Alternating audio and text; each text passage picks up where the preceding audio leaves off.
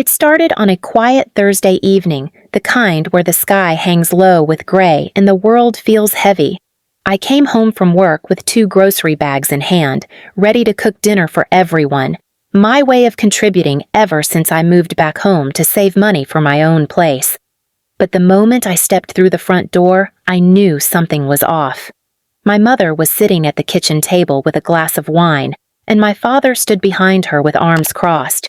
Beside them, lounging on the couch like a prince on a throne, was my younger brother, Ethan. Please subscribe to our channel and tell us in comments from where are you watching this video. He didn't look up from his phone, but my mother did. "Kayla," she said, her voice already carrying that disappointed tone, "we need to talk." I set the bags down slowly. "Is everything okay?" My father's jaw clenched. "Your brother's going through a stressful time. He needs space. He can't focus on his startup with so much distraction." "Distraction?" I blinked. "You mean me?" Ethan finally looked up and smirked. "It's hard to get in the zone with all your noise and clutter." "My clutter?"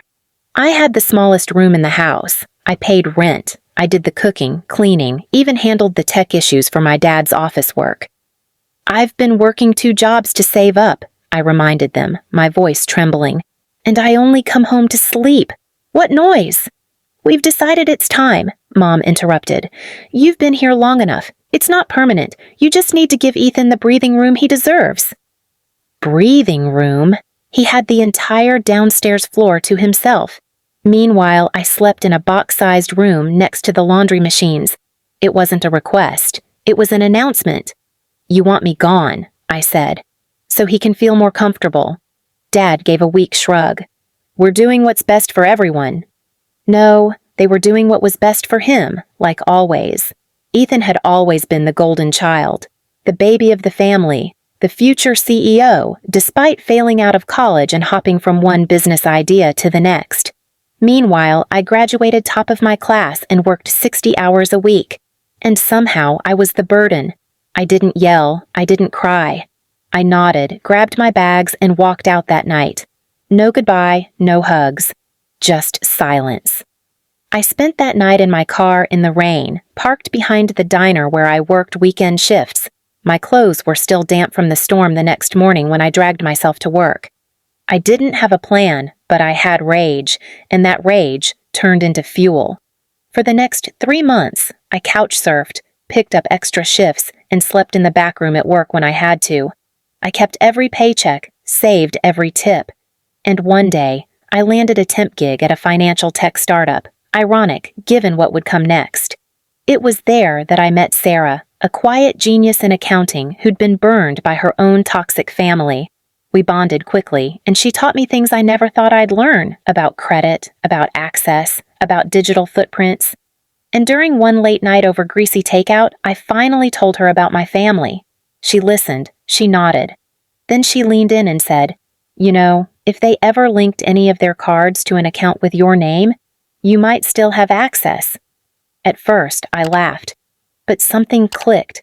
My dad had added me as a secondary card holder back in college. "For emergencies," he'd said. I hadn't used it in years, but the account still linked. That night, I logged in. There it was. My parents' travel credit card, still showing my name on the access panel. And that's when the idea hit me. Not revenge, not cruelty, just justice. They kicked me out so Ethan could breathe? Let's see how they do when their entire life stops breathing. The coldness in the air when I walked out that door never quite left me. It clung to my skin like betrayal. I tried to move on, renting a small apartment with barely any furniture, living off canned soup and freelance design jobs that barely covered rent. But at least it was mine, my space, my peace, and I had time to reflect, time to trace back every moment that led to that night when my own parents looked me in the eye and said, "You understand, don't you? Your brother just needs space right now," as if I was just furniture, something they could move out of the way, something expendable. But what they didn't know, what they had forgotten in all their favoritism and blind loyalty to their precious son, was that while I was quiet, I wasn't powerless.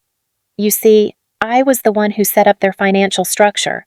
Back when I helped Dad digitize the family's estate documents, I was the one who created their emergency fund, linked their backup cards, and managed their online banking. I even had full account access when they begged me to help them avoid another tax penalty 2 years ago. And they never changed it, never bothered, because why would they suspect the quiet one would ever fight back?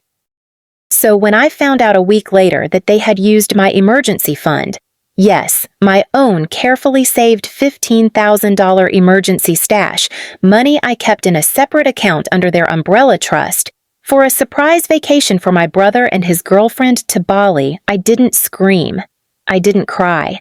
I just opened the banking app, disabled their credit cards, unlinked the backup funds, and canceled all automatic payments. It was a slow burn. At first, my brother thought it was a glitch. Then came the phone calls.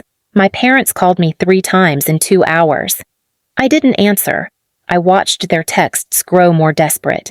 "Sweetie, we think someone hacked our account. Please help us fix this. Your father is trying to call the bank. This is urgent. We're stranded at the airport." And that's when it happened. They were trying to upgrade my brother to business class as a honeymoon gift, and the card declined. Twice. My brother had to use his girlfriend's student credit card, and I knew that had to sting. But I wasn't done. 3 days later, I showed up at their house. Calm. Dressed in the same coat they said made me look like I didn't care about appearances. I walked in without knocking, just like they used to do to my room. My mother ran up to me, panicked. "We've been trying to reach you. The bank froze everything, and we're trying to pay for the hotel." I held up my hand. "You used my emergency fund for a vacation," I said, while I was eating noodles out of a plastic bowl in a rented basement. My father tried to speak, but I wasn't finished. "I was never your priority, never your pride, but I was the one who kept your finances organized. I'm the one who saved you from foreclosure that year you gambled too close to the edge. And how do you repay me? By kicking me out and stealing from me to reward him?" My brother, Mr. Golden Child, was standing behind them, arms crossed, smug. "Come on, it was just a trip. Please subscribe to our channel and tell us in comments from where are you watching this video." "Exactly," I said, pulling a printed bank statement from my bag and slapping it on the kitchen island. "Just a trip. Paid for with my sacrifice, my savings. And now you'll experience what it's like to be stranded without a safety net." I walked out, left them with frozen accounts, late fees piling up, and their perfect son glaring at them for ruining his Instagram-worthy honeymoon. But it wasn't revenge for the sake of being cruel. It was justice. For all the silences I swallowed, for every maybe next time when they skipped my milestones, for every time they treated me like I was just a backup plan in their family dynamic. And they were only beginning to learn what it meant to lose their invisible daughter.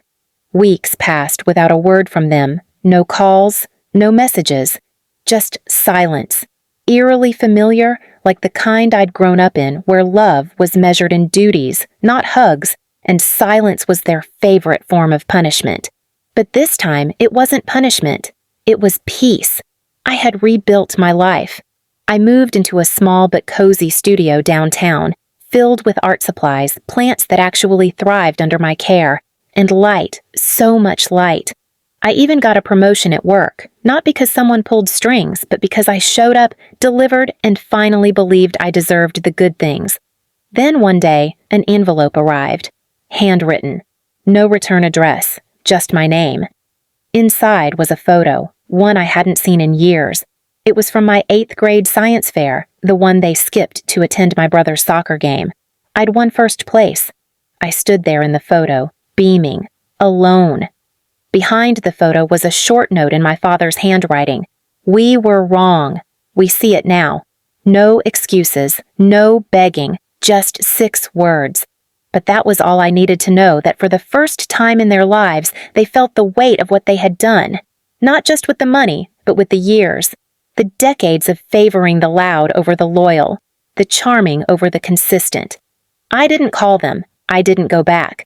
I simply walked to the beach that afternoon, let the waves brush my feet, and for the first time in a long time, felt the warmth of self-worth wrap around me like the sun. They had finally noticed me. But it was only after I'd stopped needing them to. That was the final twist. When you stop chasing validation, they finally realize your value. But by then, you've already moved on. And that is the most powerful kind of freedom.